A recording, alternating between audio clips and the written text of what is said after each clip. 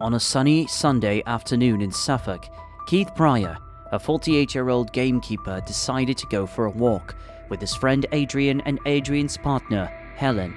They were enjoying a leisurely stroll through Thetford Forest Park when suddenly Pryor detected a foul odor. Noticing that his companions also wrinkled their noses, Pryor realized that this wasn't the first time he had encountered such a smell in this area. The trail they were on, known as Common Drove, passed near the perimeter fence of the RAF base at Lakenheath, and Pryor had walked this route regularly. Just a few days ago, he had noticed the same unpleasant odor, but had dismissed it as an animal carcass or strong manure. However, on this particular day, he felt compelled to investigate further. Following his instincts, Pryor pushed through an overgrown verge filled with metal debris. As he made his way through the dense foliage, the smell grew stronger and overwhelmed his senses. It became evident to him that the air was tainted with the smell of death. Eventually, he reached a clearing and discovered the source of the smell. To his left, about 10 feet away, lay the naked bodies of 2 small children. The sight was horrifying, as they were in an advanced state of decomposition and had been partially burned. Upon Keith's arrival, Adrian was taken aback by the scene before him, causing him to instinctively cover his mouth in shock. He urgently called out to his partner, who was still struggling through the nettles, instructing her not to approach any closer and to return to the van. As he looked down at the bodies, Pryor had a strong feeling that he knew exactly who they were. The entire region had been consumed by the disappearance of 2 young girls for the past 2 weeks. These girls, Holly Wells and Jessica Chapman, had gone missing from the nearby village of Soham, approximately 10 miles east of the clearing where their lifeless bodies now lay. They had been missing for a total of 13 days. The image of Holly Wells and Jessica Chapman, both wearing matching Manchester United jerseys and smiling, had been prominently featured on the front pages of every newspaper and broadcasted on every television screen across the country. This photograph had been taken a mere 19 minutes before the girls were last seen. Holly and Jessica, both 10 years old, were not only classmates, but also close friends. They were born and raised in Soham, a market town with a population of around 10,000 people. On the afternoon of August 4th, a Sunday, Jessica had gone to Holly's house in Red House Gardens for a barbecue. The weather, although initially sunny, quickly changed, and the barbecue had to be relocated from the garden to the garage. After indulging in burgers and chicken wings, the girls spent the remainder of the afternoon indoors, engaging in video games and listening to music. Holly proudly wore her cherished Manchester United jersey with the name of her idol, David Beckham, prominently displayed on the back.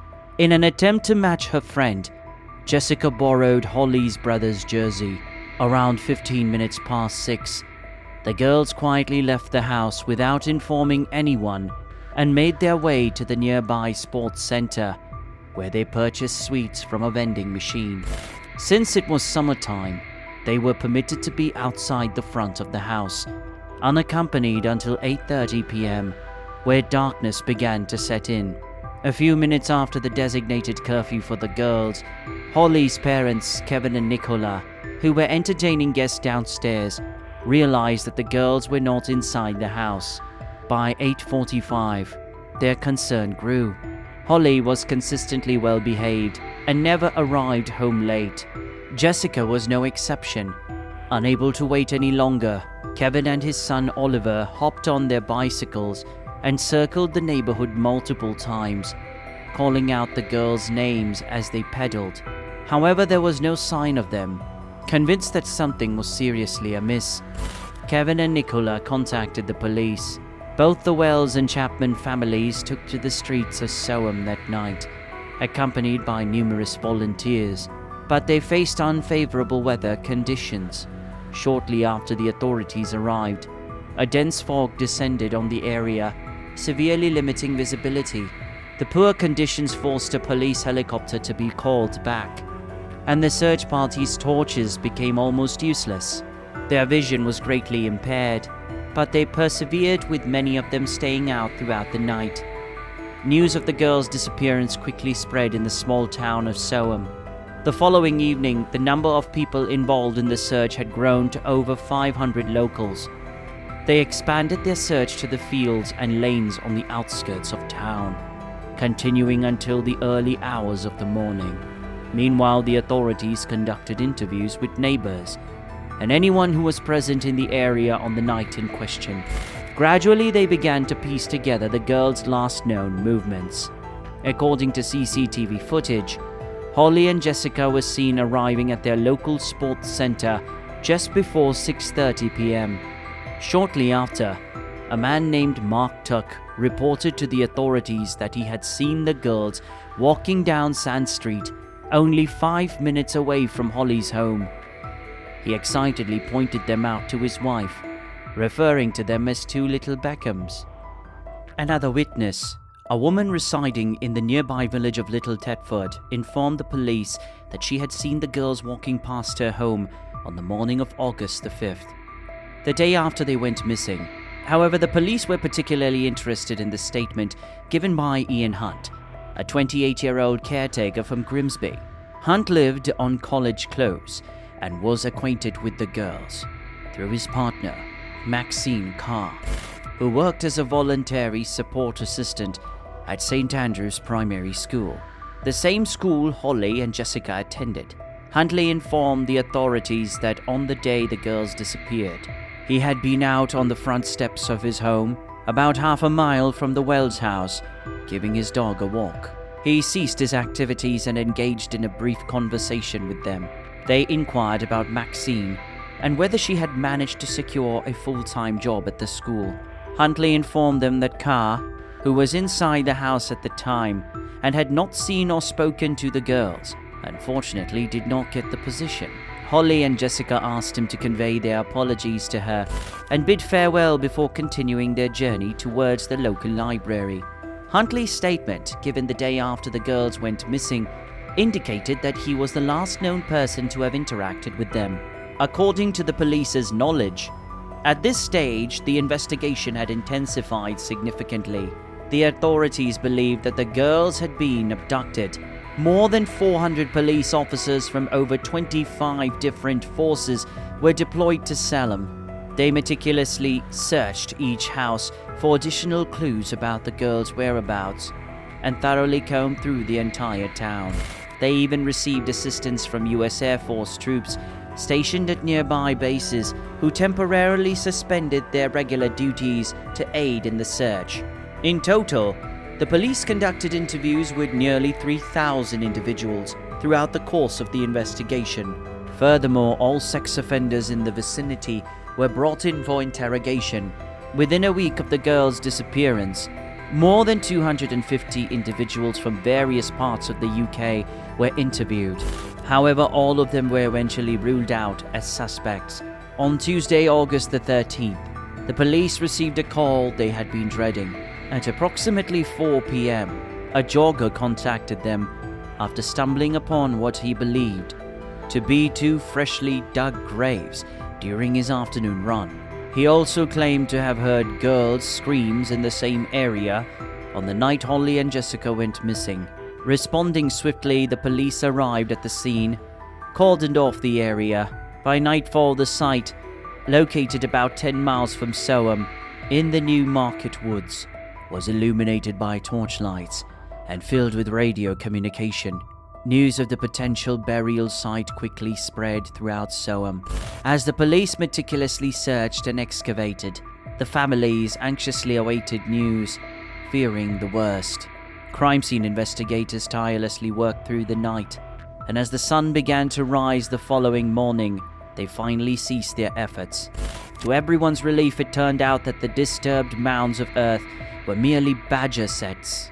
Both sets of parents jointly appealed on national television, pleading for the safe return of their daughter and urging the public to provide any useful information. In the following days, more than 2,000 calls were received. Despite the appeal, only a few actionable leads were obtained. However, the police placed their hopes on Jessica's mobile phone. Her parents had repeatedly tried calling it in the hours and days after her disappearance, but without success. Detective Superintendent David Breck from Cambridgeshire Police appeared on television, directly appealing to the kidnapper. He implored them to reunite the girls with their families, leaving a text message and voicemail on Jessica's phone with further instructions. Looking directly into the camera, he conveyed to the kidnapper that there was a way out. The authorities anticipated that these messages might capture the kidnapper's attention, potentially prompting them to reactivate the phone and enabling the police to determine its location through triangulation. To assist with the case, the police enlisted the expertise of telecommunications consultant David Bristow. When mobile phones are turned off, they transmit a signal to the nearest cell tower. In the case of Soham Ping, most phones were connected to the local football club's phone tower. However, Jessica's phone was connected to a tower in Burwell, a village located 6 miles away. According to records, her phone was turned off at 1846, approximately 15 minutes after the girls were captured on CCTV. The police meticulously examined the route that Holly and Jessica were known to have taken on the day they went missing.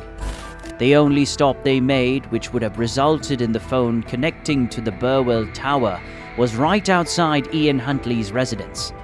Ian Huntley had been the primary suspect in the eyes of the police ever since he admitted to speaking with the girls on the day they were last seen. When an officer visited his home to obtain his official witness statement, Huntley displayed signs of extreme agitation throughout the visit, although no evidence linking him to the girls was discovered at that time. It was observed that Huntley had multiple articles of clothing hanging on the washing line, despite the day's continuous rainfall. Additionally, it was evident that Huntley's house had been recently and thoroughly cleaned. As the strong scent of lemon bleach permeated the air, Huntley's partner, Maxine Carr, provided him with an alibi, claiming that they were together at home on the night Holly and Jessica disappeared.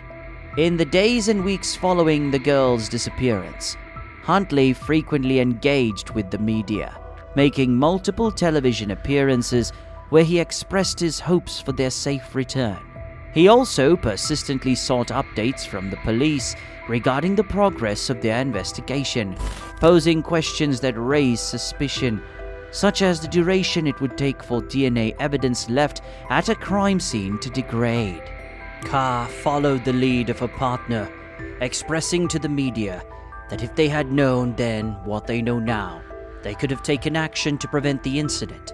In a subsequent interview, she presented a handmade card from Holly, which the young girl had given her on the final day of term, expressing gratitude for her role as a teaching assistant.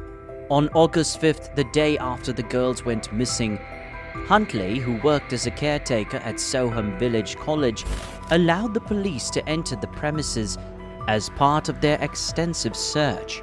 However, when they reached a hangar on the property, he claimed that he did not have the appropriate key with him, causing the police to move on. It was not until August 16th that the police finally gained access to the hangar. On the same day, Huntley and Carr were brought in for further questioning. Inside the hangar, the authorities discovered 2 burned Manchester United jerseys in a nearby bin. During their separate interviews at the police stations, both Huntley and Carr maintained their story that they had been at their residence on 5 College Close on the night in question. 2 weeks into the girls' disappearance, Huntley continued to provide interviews to the press, assuming the role of a self-appointed spokesperson for Soham and expressing the collective grief felt by the entire village. However, these interviews had a distinct difference. On camera, Huntley appeared emaciated and deprived of sleep. During an encounter with a police officer, he erupted in anger and exclaimed, "Do you think I'm guilty? I was the last person to see them." Signs of strain were becoming evident. Subsequently, Huntley's criminal history came to light. In 1996, he had been charged with burglary after breaking into a neighbor's house with an accomplice, stealing electronics, cash, and jewelry. In addition to his penchant for theft, Huntley was also known to be a pedophile.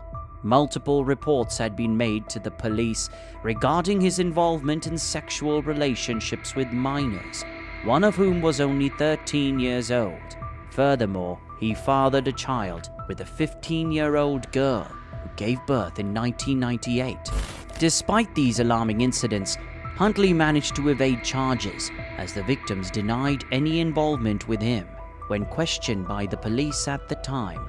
His criminal record remained concealed when he applied for the caretaker position at Soham Village College, as he used his mother's maiden name, Nixon, on his application.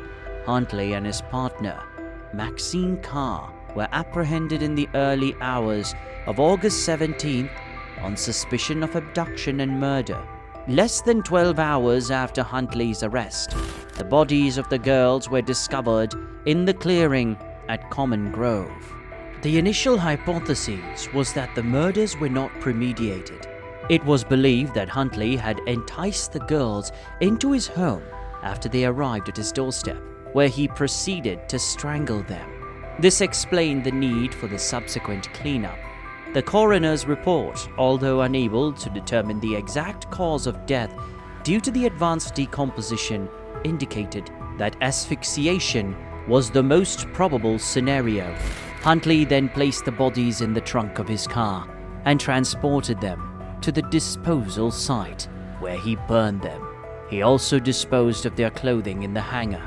The presence of Huntley's fingerprints on the bin bag containing the burnt jerseys confirmed his involvement.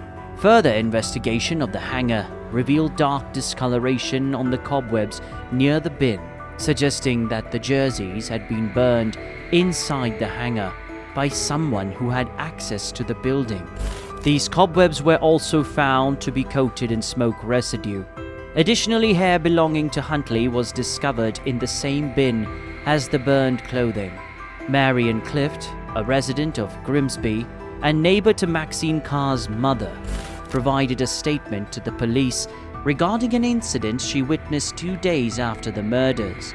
According to Clift, she saw Huntley and Carr standing behind Huntley's red Ford Fiesta with the car's boot open.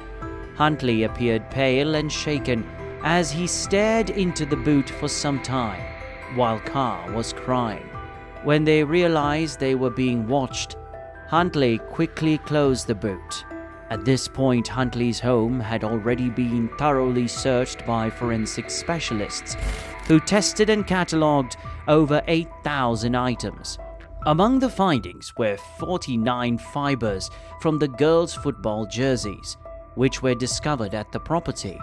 Furthermore, keys to the hangar where the jerseys were found were located in Huntley's bedroom. Despite the mounting evidence against Huntley, the authorities still needed to establish a connection between him and the location where the bodies were dumped. To achieve this, it was critical for the authorities to prove that Huntley's car had been used to transport the girls' bodies from his residence on College Close to the clearing at Common Grove. On the afternoon of August 5th, the day after Holly and Jessica went missing, Huntley's red Ford Fiesta was seen outside a tire depot in Ely, a city a few miles north of Soham. Christopher Pigott, a tire fitter, greeted Huntley, who requested 4 brand new tires. This request surprised Pigott, as Huntley's tires were still in good condition and did not require replacement. In fact, less than a month prior, Huntley had taken his car for an MOT, during which the tires were inspected and deemed perfectly fine with a tread depth of 5, which would typically be legally acceptable for another 10,000 miles. Purchasing a new set of tires was certainly not a cheap endeavor.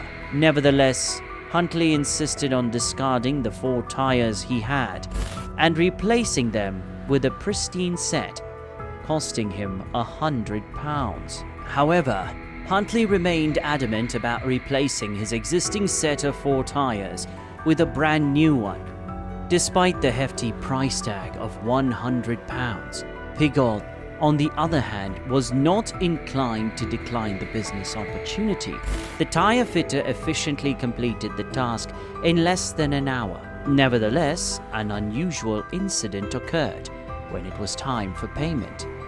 Huntley made a peculiar request to Pigott, asking him to exclude his car's registration number from the invoice. In return, he offered Pigott a bribe of £100 to use a counterfeit registration instead. After discussing the matter with his superior, Pigott succumbed to the temptation and accepted the bribe. Consequently, the invoice for the 4 new Salva-affected tires falsely indicated that they were installed on a vehicle with the registration number 1778TXR. All these efforts made perfect sense for someone who wished to avoid any connection between their vehicle and a specific location's tracks. Subsequently, the police conducted a search at Huntley's residence in search of an invoice for the obviously new tires on his car, but their efforts proved futile.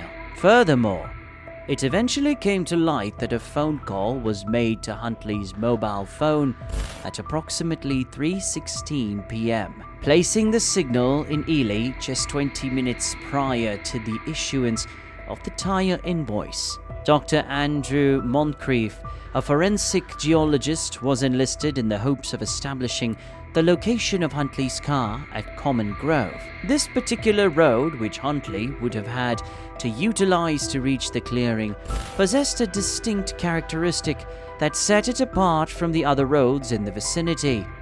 At the time of the girl's disappearance, Common Grove was bordered on both sides by elevated mounds of chalk and debris from construction projects. The crime scene investigators thoroughly examined the Ford Fiesta. It was evident that Huntley had meticulously cleaned the vehicle.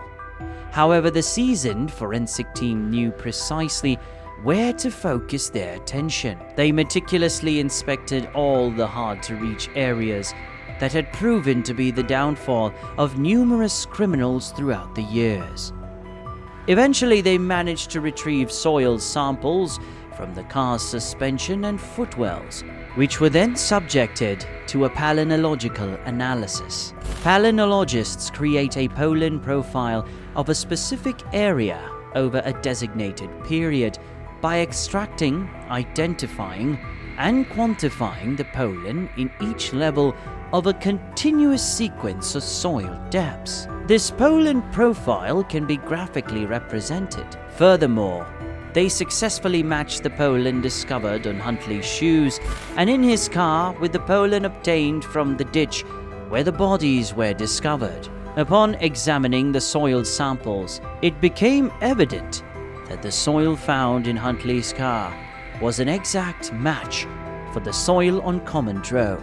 The only plausible explanation for this was that the car had been driven over a pile of soil, allowing the driver to get extremely close to the side of the road, or in this case, near the clearing.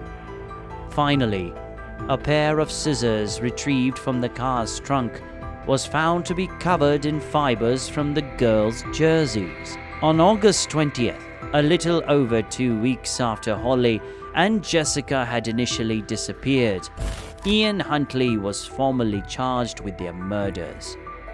At the same time, Carr faced accusations of attempting to obstruct justice and aiding a criminal. Interestingly, Huntley, who had previously been cooperative with the police, had now become distant and uncooperative. He responded to questions with brief one-word answers and exaggerated symptoms of mental illness in an attempt to divert the inquiries. Recognizing the challenge of finding impartial jurors in East Anglia, a judge decided that the trial would not take place there. Instead, it was determined that Huntley and Carr would be tried at the Old Bailey, the prestigious Central Criminal Court of England and Wales, typically reserved for high-profile cases. The impact of Holly and Jessica's tragic fate was felt nationwide, as demonstrated by the overwhelming attendance of over 2,000 people at their memorial service in Ely Cathedral on August 30th. The entire country seemed to be in a state of mourning. Additionally, an online book of condolences garnered more than 30,000 signatures, and a week prior to the memorial, football clubs across the country, including prominent Premier League teams, observed a minute of silence before kickoff as a tribute to the girl's memory. Holly and Jessica were laid to rest in Soham's Fordham Road Cemetery in September, with their burials taking place just one day apart. Throughout the extensive 6-week trial, the prosecution presented a multitude of forensic evidence. DNA samples, fiber evidence, and palynological profiles all played crucial roles in building the prosecution's case. However, it was ultimately Huntley's own vehicle, the red Ford Fiesta, that proved to be his downfall. The prosecution gathered a wealth of evidence from the car, including DNA and jersey fibers found in the boot, specific soil discovered in the footwells, and Huntley blatantly attempting to sanitize the crime scene. These pieces of evidence formed an undeniable link between the murder victims, the dumping site, the car, and most importantly, Huntley himself. Maxine Carr, who initially provided an alibi for Huntley, saw her defense crumble when it was revealed that she was actually in Grimsby on the night she claimed to be at home with him. Eventually, she turned against her partner during her testimony, pointing directly at him and refusing to take blame for his actions. Huntley was subsequently found guilty, convicted of 2 counts of murder, and sentenced to life in prison. Carr, on the other hand, received a 42-month prison sentence. Following her release, she was relocated to a secure location and given a new identity, joining the small number of former prisoners in the UK who are granted a lifelong anonymity. Huntley is currently serving his sentence at Franklin Prison in Durham, where he will not be eligible for parole until 2042. When he will be 68 years old.